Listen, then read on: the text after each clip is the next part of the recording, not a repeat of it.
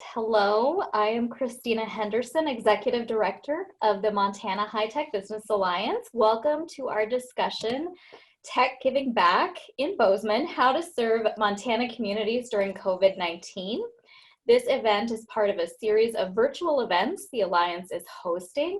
You can find details of upcoming events, recordings, and transcripts of past events at mthightech.org/webinars. I would like to thank the Board of the Alliance and our members for making this series possible. Today's webinar is co-hosted by the Bozeman Area Community Foundation and City of Bozeman.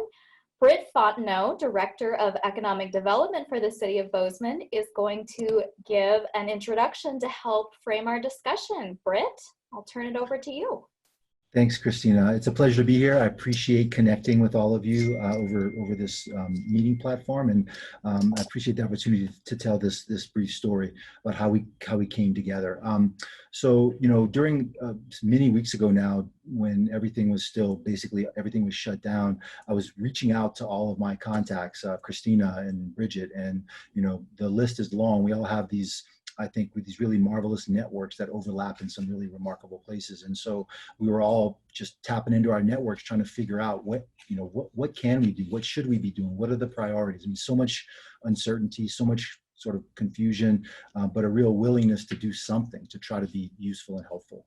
And so I reached out to Christina and said, hey, how's it going? You know, what are you guys up to? What are you working on? And she informed me that, well, you know, we've got some of our tech leaders are looking for meaningful ways to give back to their communities where their businesses are located.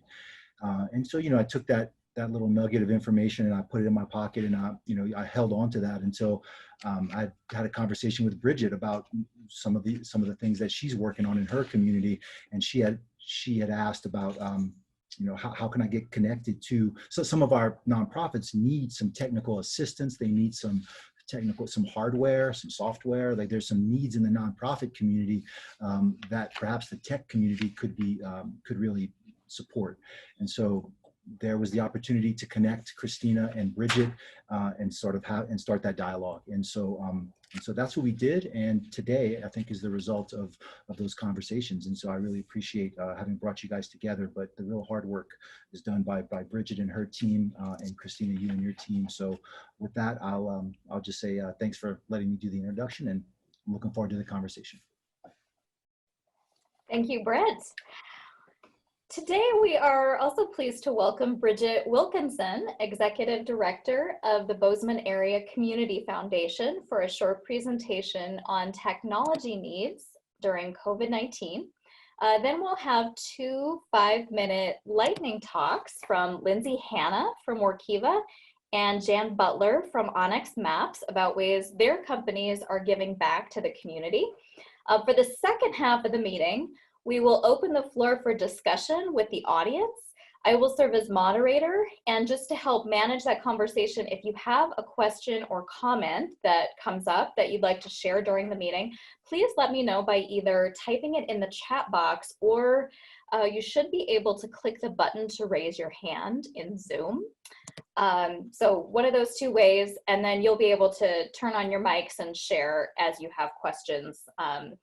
And it's your turn. So for now, though, I'd like to turn the floor over to Bridget to get us started. I'm going to share her presentation on my screen, and then she's going to kick things off and tell us more. Let me let's get this back to the beginning. Well, as she is working on that, it is perfect. Thank you so much, Christina.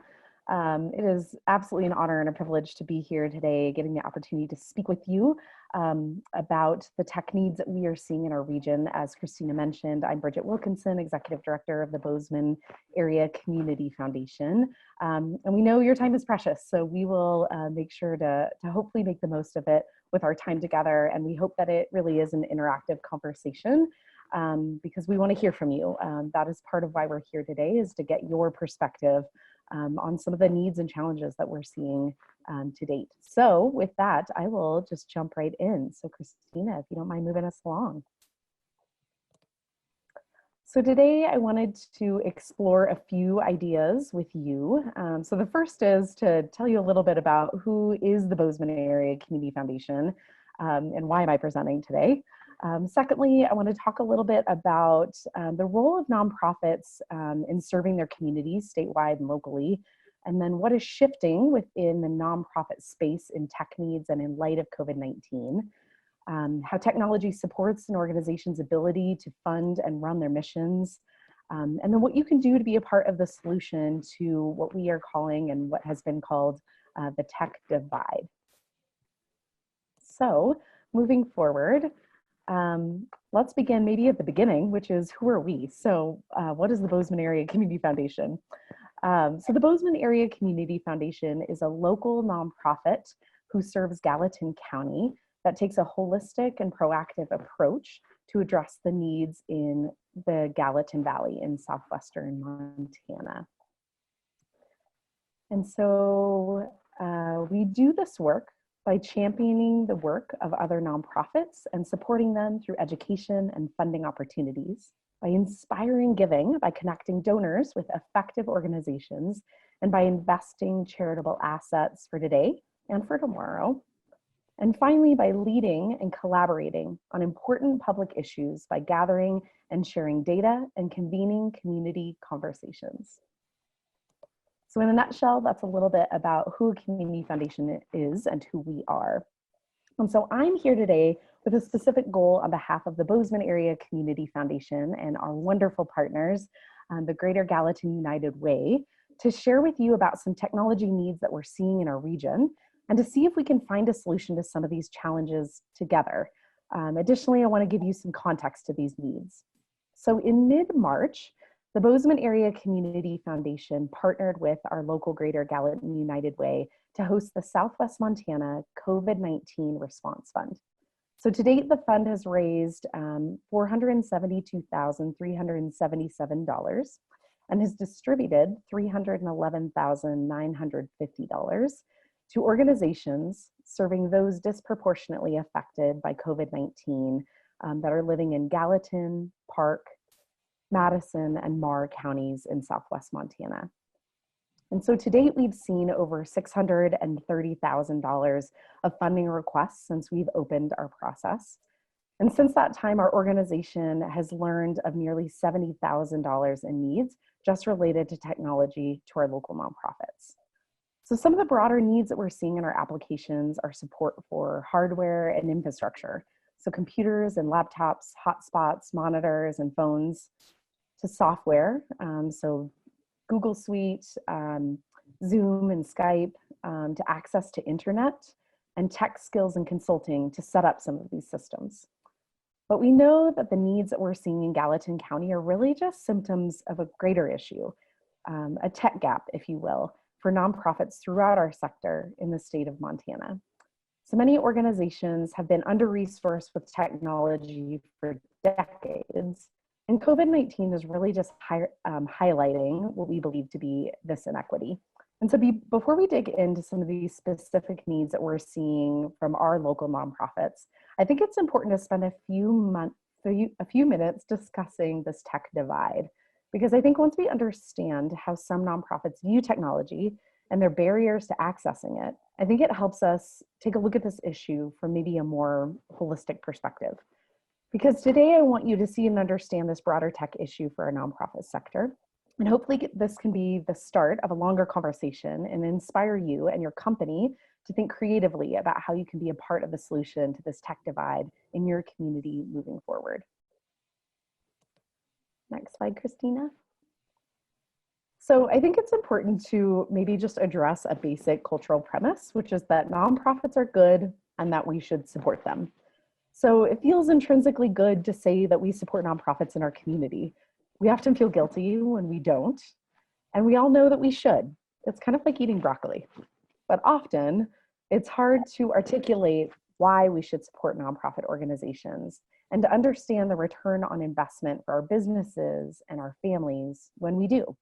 So according to the Montana Nonprofit Association, Montana charitable nonprofits generate nearly $8.9 billion in income each year, return to our communities through mission-driven work. They contribute to the essential ways to Montana's extraordinary quality of life by ensuring Montanans have access to healthcare, after-school programs, college scholarships, senior housing, museums, food, outdoor recreation, and more. Much of what you love about your community is a result of nonprofits, many of whom you know, and some that you don't know until you need them. Nonprofits drive our economy and are central to our state's vitality. In 2017, Montana's charitable organizations employed 11.2% of the state's total workforce and paid $2.2 billion in total wages. In Gallatin County alone, our nonprofit sector has 250 organizations that employ over 4,400 employees and pay over 163 million in wages. So by supporting your local nonprofits, you're really helping to create the community that you want to live in. And it isn't just a good thing to do, it's also good for your business. By investing in your local nonprofits, you're improving the quality of life in your community, which makes it easier to recruit great talent to your company and to keep them local. According to the Best Places to Work study of several hundred companies and more than 380,000 employees, giving back is associated with greater employee retention, higher levels of brand ambassadorship on the parts of workers, and more enthusiastic employees. Staffers who believe that their organizations give back to the community are 13 times more likely to look forward to coming to work compared to those employees who do not perceive that their employers are generous towards the community. So we know that doing good is also good for your company's bottom line. Next slide, please. So while our sector is large in the state of Montana, it's often under-resourced and volunteer-led. It can be hard for nonprofits to prioritize technology as many organizations operate on a small budget. And when I say small, I mean really small. 42% of all charitable nonprofits in Montana operate with a budget of less than $500. $500. So even outside of funding issues, encouraging nonprofits to make technology a priority can be a real challenge. The nonprofit sector is not necessarily known for being particularly innovative or open to change. Organizations are focused on their mission, feeding people or educating people or conserving the environment. They're not spending a lot of time thinking about how to increase their margins or bringing in more business the way that a nonprofit or any for-profit company would. According to NetChange's long-running survey of technology use by nonprofits, only 11% view their organization's approach to technology as highly effective. Many nonprofit leaders and staff want to adopt more technology, but few integrate their technology into their organizational strategy. For some organizations, it just feels too hard to justify investing limited resources into new technology. However, many nonprofits know this growing technology gap is limiting their organizational mission and their fundraising potential. We know that technology can create innovation, improvements in effectiveness, and better delivery on mission. However, implementing more technology also requires nonprofits to adopt new cultural changes and new ways of doing things. According to a study by BoardSource, the average age of nonprofit executives is 52, and 91% of board chairs are over the age of 40. The aging nonprofit leadership can be a barrier to adopting new technologies and prioritizing organizational change. For-profit companies use technology strategically to maintain their profit margins, to increase market share, and to enhance shareholder value. But for nonprofits, the mission is to create public value. And at times, it is harder to determine how technology increases a nonprofit's effectiveness. I think it's a more difficult assessment, but essential to bridge this tech divide. Next slide, please. Moving forward, we know that it's imperative for nonprofits to prioritize technology in order to meet the growing need. According to a recent study by the Stanford Social Innovation Review, 74% of responding nonprofit organizations say that constituent interest has increased over the past 5 years. These are hard times, and people are motivated to act. Nonprofits offer a platform that they can engage with issues and create change. The services that organizations deliver are also increasing in demand as the impact of COVID-19, climate change, and mental health challenges, just to name a few, are impacting us more directly every day. The same study shows that 75% of organizations saw an increased demand of their work. While overwhelming, this increased demand for nonprofit services and interest in people wanting to get involved in supporting a nonprofit's mission could be an amazing turning point for nonprofits. And I think technology is key to leveraging this moment. In the nonprofit world, we're always being asked to do more with less. I guess many of us are, for profit or nonprofit. The scale of human problems that we're always facing is bigger than the human, financial, or social capital that our organizations have to address it. And technology can help us reach more people and engage with them in meaningful ways to help us better meet our mission, really like I'm doing right now for the Community Foundation. However, the gap between what's needed with technology for nonprofits and the solutions are pretty big. So while 85% of organizations say that technology is key to their success, 93% say that they lack the tools and staff to effectively incorporate the benefits that tech offers. Moving forward. So according to the Technology Association of Grantmakers, this global crisis of COVID-19 requires two solutions. One, to keep people safe and healthy from COVID-19. The other is to enable the world to work, mostly by using technology from home, like I'm doing right now, hiding in my bedroom. Most nonprofits in 2020 use technology in some form to support their mission, but many work in poorly connected areas, such as myself, and rely on the office to share power, computers, scanners, and printers. Working from home creates demand for more equipment at a time when resources are at their lowest for a lot of organizations, creating an instant tech divide that can be a barrier for delivering their critical missions. Nonprofits that are able to continue working right now are doing so by using personal resources rather than organizational ones. I'm a good example of this. For weeks, I've been using my own internet that's really bad. I'm using my own printer and ink and often my own cell phone. Staff at countless nonprofits are working with personal devices and personal internet access, all without support for tools, implementation, security, and tech skills.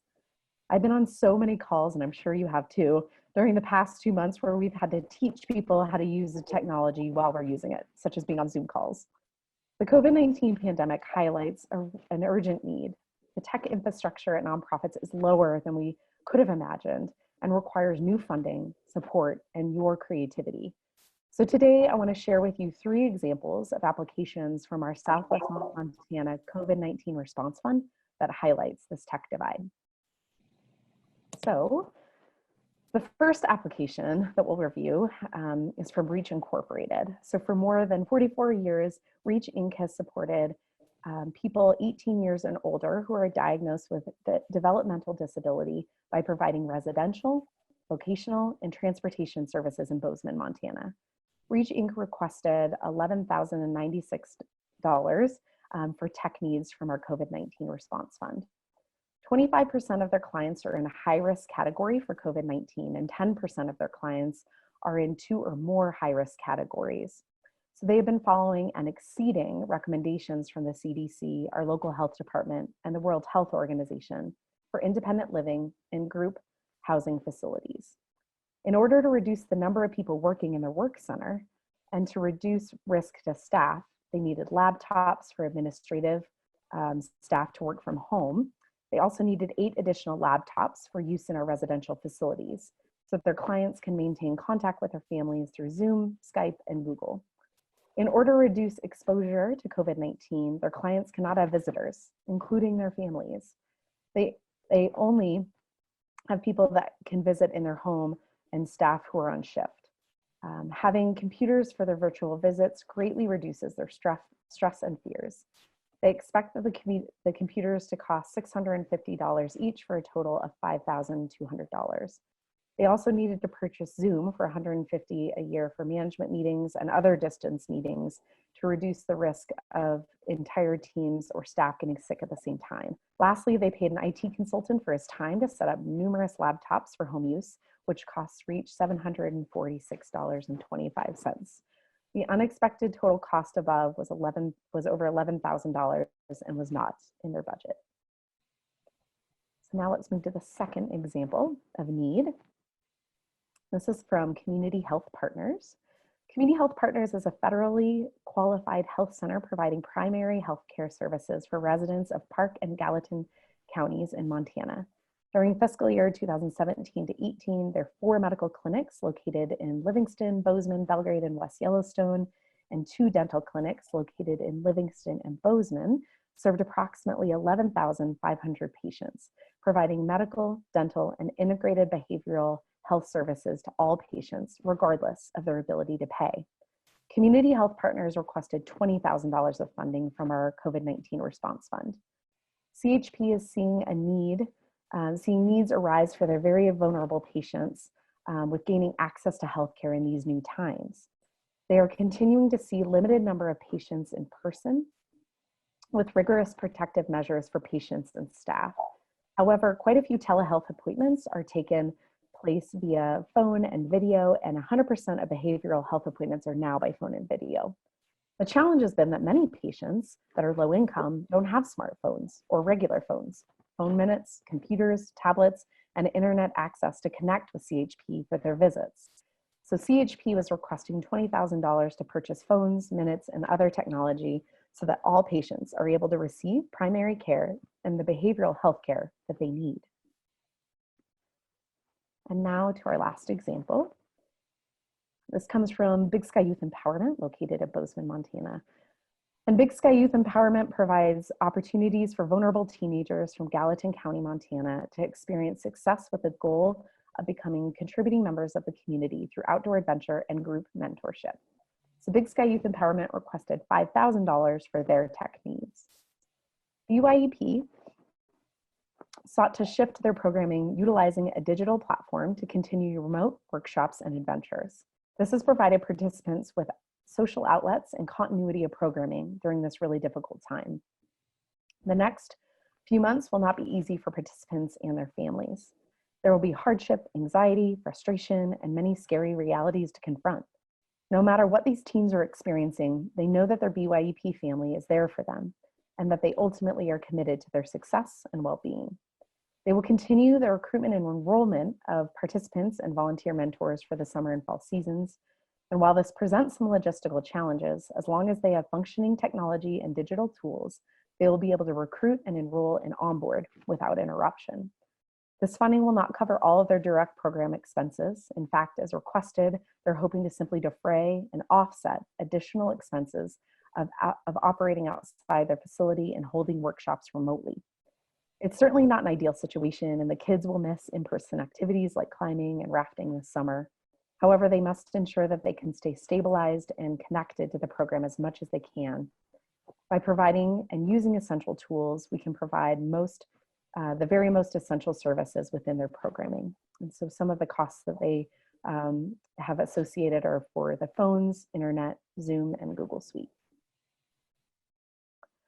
So let's move on to how maybe you can help. So today I want to spend a little bit of time speaking to the importance of our nonprofit sector, the challenges that they face adapting to technology, and examples of the specific asks that we were seeing through the Southwest Montana COVID-19 Response Fund, and then to provide you with ways to be a part of the solution. And often this last piece gets missed of how you can help. So we want to dig in.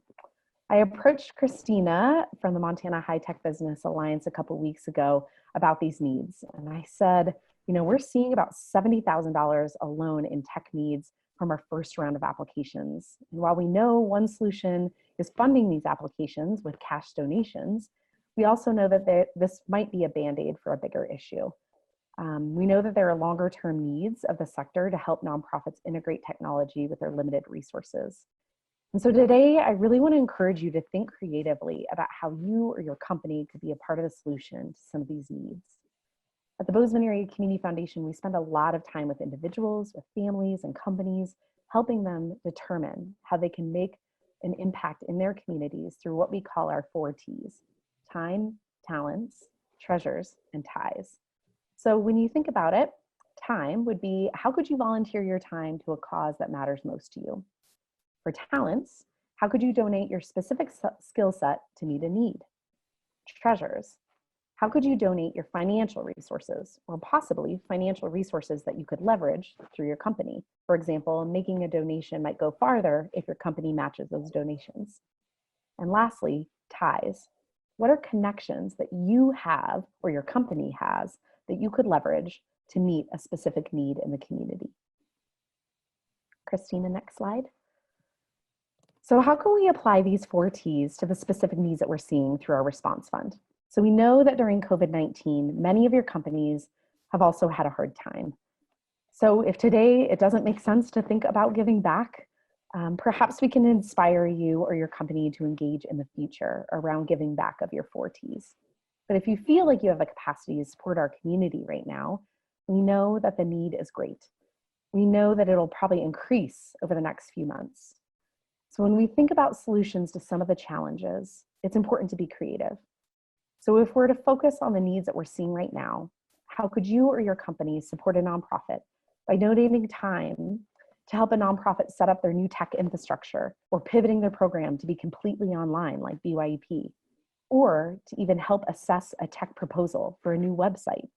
Oftentimes, nonprofits are reviewing proposals to help build tech infrastructure, and they don't really know what they're looking for or how to make decisions on the best company to go with. Secondly, you could use your talents. So using your skills to help a nonprofit interpret data right now, or code a website to address COVID-19 needs. Or maybe you could use your treasures by donating financial resources to our Southwest Montana COVID-19 fund to directly fund some of the needs that we've talked about today, or donating software licenses or hardware. A company that the Community Foundation partners with often locally is Foundant Technologies. They have been so extraordinarily generous over the years of calling us and saying, hey, we have laptops that our staff is done with. Are there nonprofit partners who could use them? And so we pick up those nonprofits and disseminate them to local nonprofits. And so that has been a really easy way for Foundant to give back to the community and for us to support some pretty significant hardware needs in our community. Or finally, ties. Is it possible that you could connect a nonprofit with a company like Zoom or Google that you might have a relationship with to help provide them a license that is so desperately needed right now? So moving forward, how can you help in the future? So as we've talked about, yes, we're seeing some urgent needs right now, but we also know that this is a greater sector-wide need in terms of technology. And so we have some suggestions of how your company can look to the future and consider supporting organizations in other ways, such as including implementation and maintenance costs for technologies within your funding support.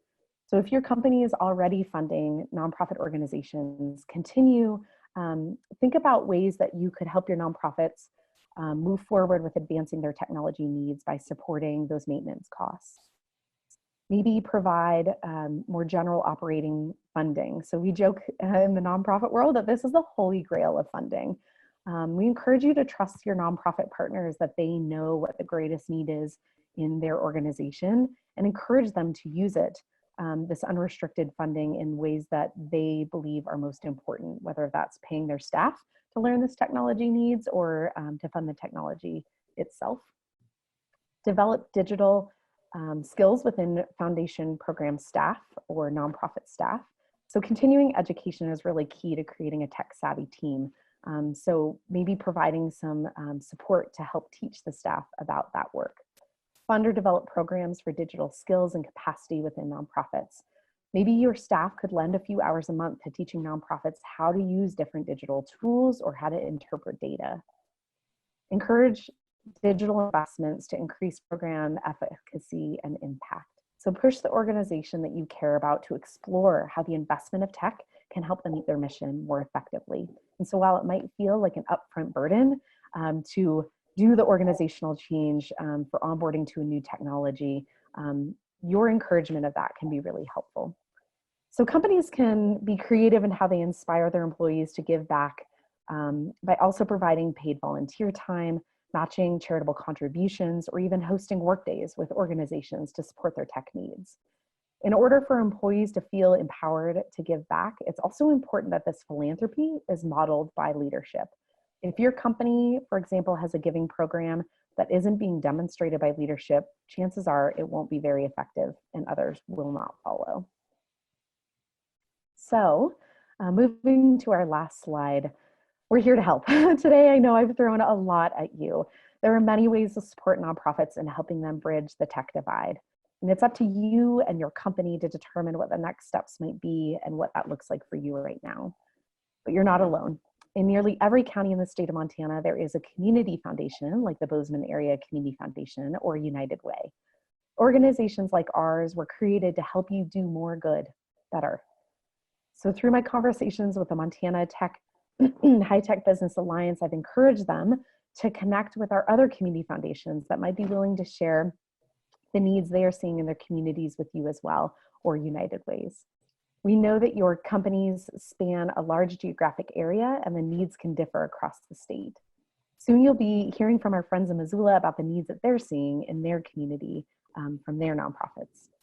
So after our conversation today, please let us know how we can support you in giving back to your communities right now, or if you want to learn about more specific needs that we're seeing through our COVID-19 Southwest Montana Response Fund, please reach out. I've put my contact information on this last slide. We are here to help you. We are so grateful for your willingness to start this conversation today.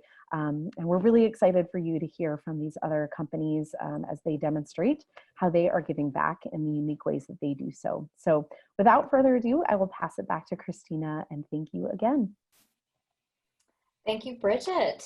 Well, I now would like to turn the floor over to Lindsay Hanna, Senior Software Engineer at Workiva. She's going to tell us in a quick lightning talk what Workiva is doing to give back to the community and why they're giving back. So Lindsay, if you want to turn on your mic and tell us what you guys are up to.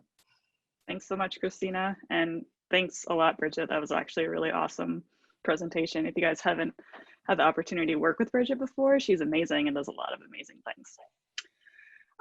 So I've been with Workiva about 8 years, just under 8 years, and we have done quite a wide variety of things throughout the time that I've been here. Full-time employees all get 8 hours per year per employee of VTO, and that can be used for pretty much anything. So like I've used it for volunteering at Run to the Pub. People have used it to volunteer at their kids' schools. It's really, really broad to allow employees to donate their time to something they feel passionate about. On a more office or company level, I will say I don't know as much about what the other offices do, so most of this is directly from the Bozeman office. But we've sponsored a number of events, including the Women Tech Makers International Women's Day Summit that I run, Big Sky DevCon, MSU sending various female CS students to the Grace Hopper celebration, and also the MSU Women in Engineering Dinner. Most of those are annual, and we have contributed to them for a number of years. Additionally, our office annually sponsors families for Christmas through Thrive, and so those families give a list of wants and needs, and employees are like, yes, I want to donate that, and they're given to the families as well. Last year, I think we've sponsored 3, and it's, I think, our 3rd year running, so we've sponsored quite a few the last few years. We also do quarterly blood drives, other than last quarter, given the whole situation we're in right now. And we have an annual company-wide United Way fundraiser that's 1 or 2 weeks in October. And every office builds events for basically fundraising. I usually coordinate a 5K in the Bozeman office, and so people pay to run that and they get a t-shirt. It's pretty fun. Other people make like games for pool or whatever, just to get people engaged, but also to build a bunch of funds to sponsor the various United Way programs. I don't remember the number offhand from last year, but I believe it was in the realm of $70,000 for the whole company that was raised. Other things the Bozeman office specifically has done is partnered with GVLT for trail maintenance opportunities. We've volunteered at Heart of the Valley doing cleaning. Couple things at Gallatin Valley Food Bank, both the kids packs, helping for stuffing, something else I'm probably forgetting. We did an event with Habitat for Humanity, done a couple of events with schools for STEM events, one of which was in Missoula. I don't remember the name of it, and I really should because I'm one of the people that went, but it was for middle school girls, and we did basically a class where they wrote down like fake code for building s'more, and then we followed them really poorly to show them how a computer needs very, very specific information to work. We've also done a litter pickup week for Earth Day, where we just set out like gloves and bags and encourage people to take 30 minutes during the week to go pick up trash around the office. That was pretty successful the last year that we did it. Obviously this year it wasn't quite as reasonable.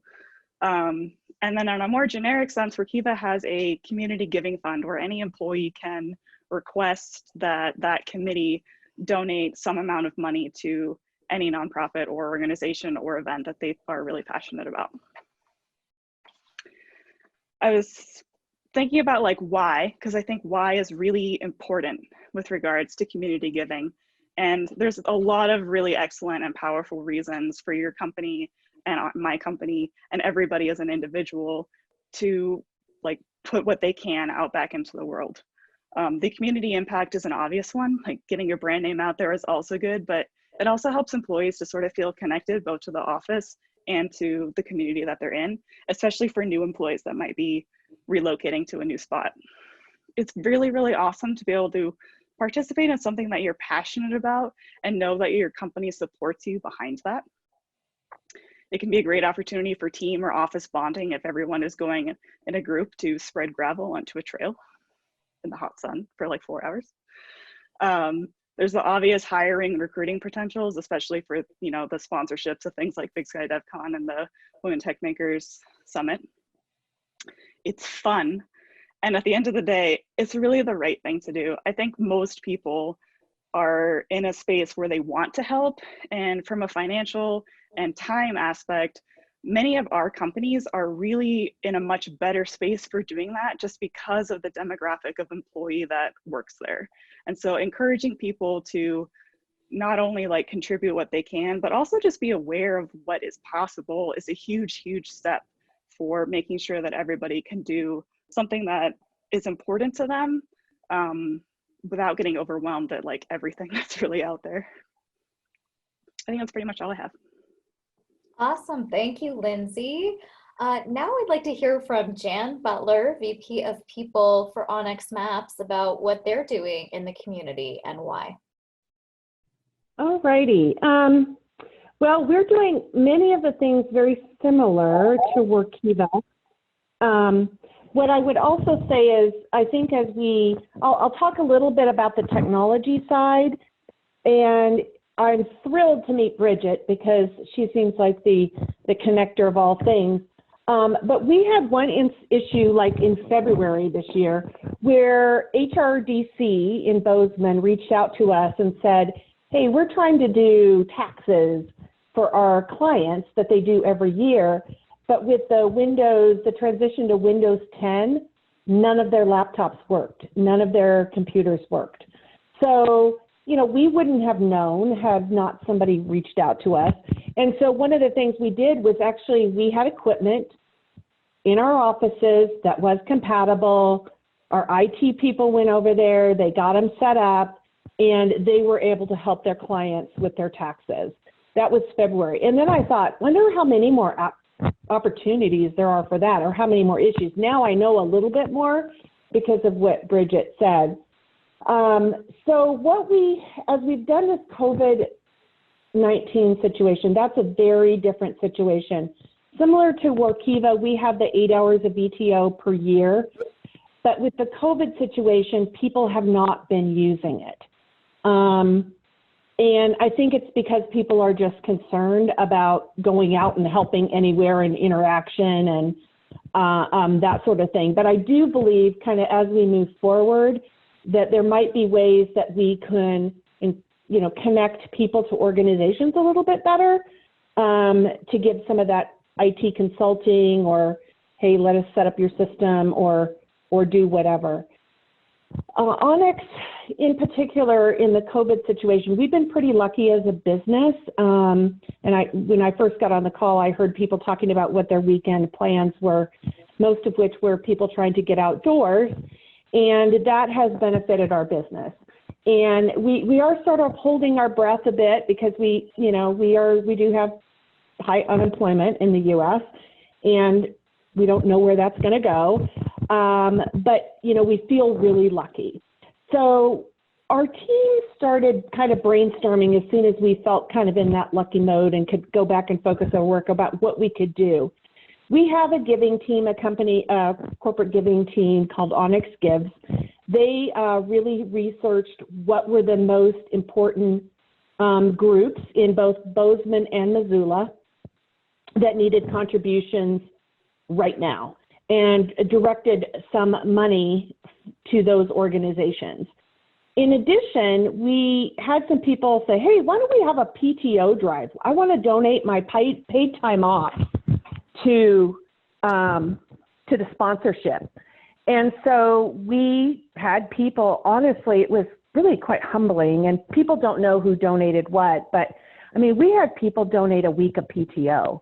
It was crazy. That's a lot of time off that someone is donating. And that money was also distributed in Bozeman, it was distributed to HRDC as well.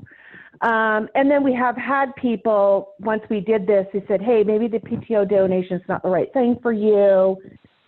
Here's how you can get hold of organizations and go donate. So those are the kind of things that we're doing. I think some of the, I'm kind of thinking as this goes on, what's the next thing we can do?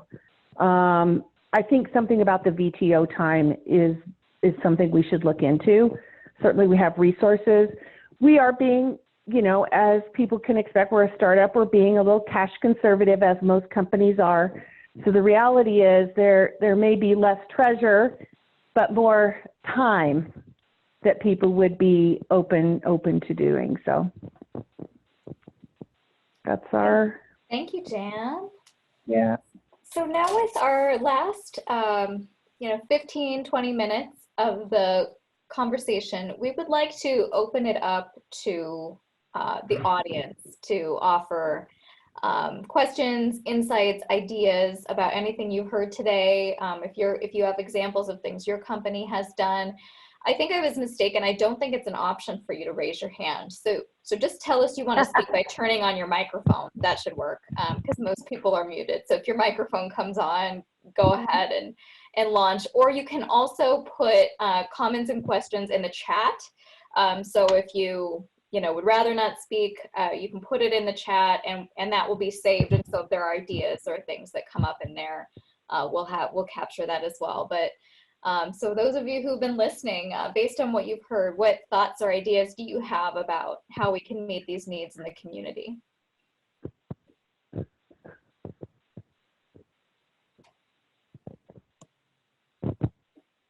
Hey everyone, this is Evan Juris. You guys can hear me okay, right? Yep. Good, okay, thanks. So I work over at MKS Instruments here in Bozeman. I'm an electrical engineer, but I just, one thing I thought of, Bridget, while you were giving your talk, I noticed a lot of the companies, it looks like they're in need of Zoom, a little financial support to just get a Zoom license. And I do know, like, my dad had to set up a Zoom meeting once and it cost him like $100 or something just to have the license to host more than 20 people or whatever. One thing that actually, I'm not sure if you're aware of, but Google did just release their own meeting software that's totally free. And it lets you host up to 250 people at once, just like we are right now. That might be worth looking into for companies that were thinking of buying a Zoom license. Instead, they could try switching over to this Google Meet. It's pretty straightforward. It gives you a URL that you share with other people, and they can just click the URL and join in. So anyway, that was one thought I had as far as just helping with that issue. That's awesome. We're using that at Onyx. I'm wondering if there's somebody we can connect to. That would That's have great the to know insight. about that resource. I think one piece of it that we're finding as a thread is the need for not every organization, but quite a few to have a version of Zoom that is HIPAA compliant for client confidentiality. And so that's something I'm not familiar with. That goes far beyond my tech awareness. But I know that has been a little bit of a challenge and an issue because it appears to be more expensive. So I would be curious if Google has a version of their software that might be HIPAA compliant as well. Maybe not. But if you know of anything, let me know. But that's a really great solution, I think, for those organizations that don't need that added layer of security. Yeah, the HIPAA thing, that's a good point. And I don't know if they do have something like that. Yeah. All right. Thanks, Evan. Just Googled it, and I think Google Meet actually is HIPAA compliant. That would be amazing if that's the case. Or at least it can be. I don't know if it is inherently, but I believe it's an option. Awesome. Thanks, Lindsay. Does anybody on the call know if some of these organizations have versions of software that they provide for free or at reduced cost to nonprofits?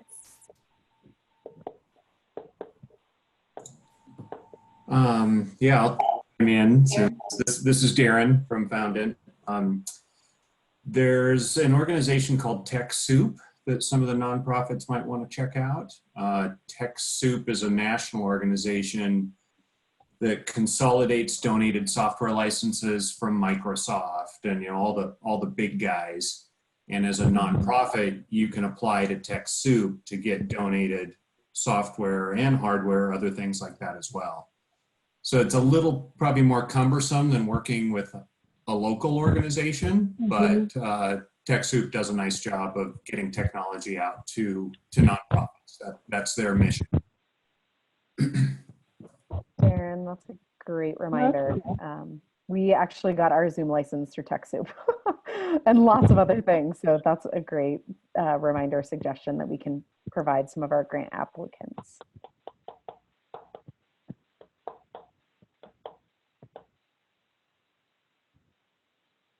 I wonder too, training was mentioned. I think Bridget, you mentioned that as a potential need. And we have a lot of our tech companies that are great at training and have invested a lot in standing up that resource to train their Montana employees. I'm wondering if there could be an opportunity to request like space and trainers who would open up or particular training sessions for nonprofits that need it. Like maybe if we could identify, like work with you, Bridget, to identify types of training that are needed, like which platforms, what are folks needing help with, and then try to do some matchmaking with companies that could provide that. That could be a resource opportunity. Yeah, definitely. And I know that there are, and Darren, you might be able to chime in on this as well, but I know that there are a lot of great kind of non-profit tech training webinars. I think that what feels more like the gap is that if I get a software or a technology or, try to adapt it within my organization, having somebody meet one-on-one with you to help set up that infrastructure. So I think what I'm learning is that nonprofits just need a lot, or just need that kind of onboarding that's individualized in some ways. So maybe more one-on-one consulting. And if there are companies that have employees that are interested in using their volunteer time off, but can't necessarily get out, maybe we could do some Mm-hmm. there. Yes, and I think a really good tangible example of that actually, because Darren is looking at me right now, is that, you know, the Foundant staff, so Foundant Technology is located in Bozeman, they have provided countless pro bono hours to the Community Foundation to help us set up infrastructure at our Community Foundation. And I think that that's just a really good example that often it was one-on-one or with a group of staff members or board members to help teach us how to onboard onto a certain software or infrastructure. He even had staff that came into our office to help us like set up dual monitors because we were like, we have no idea how to do this. And so sometimes even the most simplistic support of your staff that might feel really simple is actually really tremendous. So, you know, right now, maybe thinking of how to do that virtually, you know, to Jan's point of, you know, her staff isn't using BTO right now. Could they do some BTO via one-on-one, you know, webinar support of helping somebody set up something? Might be an interesting solution to that. Mm-hmm. Yeah, I was going to follow up on Bridget, and just kind of put a word out to everybody else in the audience here that works in a tech company. Just if you work in a tech company, even if you're not in the IT department, you probably are more tech savvy than, you know, the average staff worker at a nonprofit. It's just kind of the truth. And it is one of the areas where I think, you know, our staff has had a big impact on some of the nonprofits. I know I'll brag on Corey from our team. You know, the cancer support community in town was looking to be able to set up to do teleconferencing with cancer treatment patients around the state, because a lot of people that need that kind of support can't get to Bozeman where their offices are. And so Corey went over and helped them out and started looking into what they really needed. And it ended up they needed a decent video camera, a decent microphone, and a decent TV. It was kind of all they needed.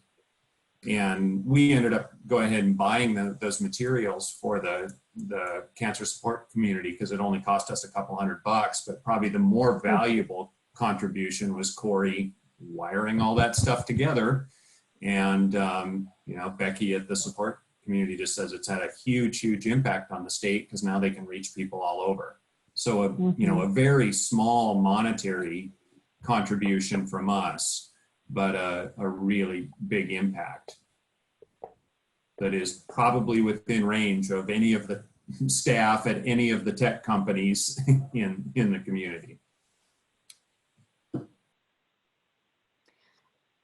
I'm also curious if there's a way that we could compile those sorts of requests or needs and put them out to the tech community in a way that folks could respond if they see something that they're capable of doing and have time to invest in. So it, like a newsletter that, or a piece of our newsletter or something that would be, you know, like nonprofit tech requests, and it could just describe them briefly. I think that would be great. Like if you even put it in the tech newsletter, because that's something I can, you know, cut and paste and send out to our population to say, hey, anybody want to do this? Here's the contact, how we do that. Because I think people, when they see actually what it is, and maybe it is something as simple as, we don't know how to do the dual monitors. There's a lot of people say, hey, I'll call in. Let's chat at 3 and can do that. Yeah, that sounds like a great idea to me. Bridget, from your point of view, would that be like, does that feel doable on your end? Like, I think it does. I want to like think through the most streamlined way to do that. And I also want to think big, right? Like not just Gallatin County, but we know that these tech needs are national, they're statewide. And so thinking through maybe how we can look at some of our other community foundation partners across the state to maybe aggregate that information, as you guys are a statewide organization and a lot of your companies, you know, have employees throughout the state. And so let me think through that. But in the meantime, if you all have suggestions on that, I would welcome that. But I think I can do some work with maybe reaching out to some of our statewide community foundations to see if we could aggregate that information, or even through the Montana Nonprofit Association. So let me do some thinking on that, but I love that idea. Okay. I feel like that's a very doable opportunity. We could also like stand up a page on our website for resources. So as like we have links and we've had ideas, and so we could create a page where a nonprofit could go and check out our suggestions for here are things you might not be aware of that are available to you for help with tech needs. And also we could have like a simple form where a nonprofit could submit requests, and then we could compile those and put those out through our newsletter and other channels. But yeah. One thing I noticed when I was looking for sponsors for the Women Tech Makers event is that some companies, it's very, very easy to find who you should email to ask for this kind of stuff, and some it is not clear at all. So even just something putting out to the High Tech Alliance being like, if you have some kind of giving committee or volunteer situation, making that really clear on your website for people that want to ask you for help could be really, really valuable in making sure that everyone's connected. Because I don't think there's any companies that I was looking at that wouldn't have wanted to participate in some way, but sometimes I was just like, I don't know who to email. Yeah. And Lindsay, to add to that, you know, my encouragement always to companies is to also think about what your organization's giving goals should be and want to be. Like, what are the organizations in your community that you, or causes that you really want to make an impact on? Because I think that can also, if you feel like you don't have a lot of resources to give, it can help you find your focus in that. And so while I think you can approach it from one perspective where Lindsay is like, make it transparent and kind of an all call, like if people need support, they can reach out to you. And then you can, you know, do some selection on the back end from that process. But I think it's also important to think intentionally of like, you know what, we're really passionate about supporting animals or conservation or you know, eliminating domestic violence, and being able to build relationships with those organizations in your community, such as, you know, Darren talking about cancer support community, and building an ongoing relationship where you're really able to move the needle for that organization. Because I know over the years, I mean, when I started as the first staff member at the Community Foundation, we had a donation of software, of grant making software from Foundant, which allowed us to scale our work tremendously. And I was just a part-time staff person. And so I think they have been able to move the needle for our organization really significantly over the past 6 years and help us build our own infrastructure through their software and their just donation of time and energy and resources. And so I think that there's also this conversation of, you know, do you want to do like a broader method of supporting lots of organizations, which is good and important? Or are you interested in going deeper with a few organizations that are really aligned with your company's mission? And it, you know, it can be a little bit of both as well. So. And I'm certainly, it sounds like the community foundations could be a great point of contact in the different communities for ways that, you know, a company could partner on bigger projects. That sounds amazing. Any other thoughts from the audience before we close the meeting? Anyone have a?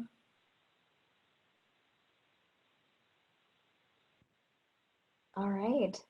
Well, this has been fantastic. One thing I would add that the Montana High Tech Business Alliance is very interested in doing is highlighting stories of how your companies or how you as an individual, some of you are working remotely or are one-person consulting shops and things. And so we want to highlight those stories of ways that tech leaders have found to give back in their communities. And I think the more that folks can hear examples of things that have been going on or projects that partners have been undertaking, the more they can be inspired and get their own ideas for ways that they could give back, because many people are interested in doing so, maybe just don't know where to get started or what they might do. So this is hopefully just the beginning of a long-term conversation and partnership that we hope to keep building with the City of Bozeman and the Bozeman Community Foundation and anyone else who's interested in participating. We also, Bridget mentioned it, but our next event will be in Missoula. Tech Giving Back with the United Way of Missoula County and Missoula Economic Partnership. That will be Wednesday, June 3rd at 11 a.m. Details and links to register for that event will be sent out by email and also posted on our website, mthightek.org. And a recording and transcript of this presentation will be available. And certainly if you have thoughts or ideas or resources to share with us, feel free to email me, director@mthightek.org, or through our website, and we would love to help share that out. So thank you everyone for participating today. Thank you, Bridget, for your time and presentation, and to Jan and Lindsay for sharing as well, and for Britt and the City of Bozeman for connecting us in the first place and suggesting that we might come together to try to solve some of these problems creatively. So thank you everyone, and have a great day. Thank you. Thank you for organizing.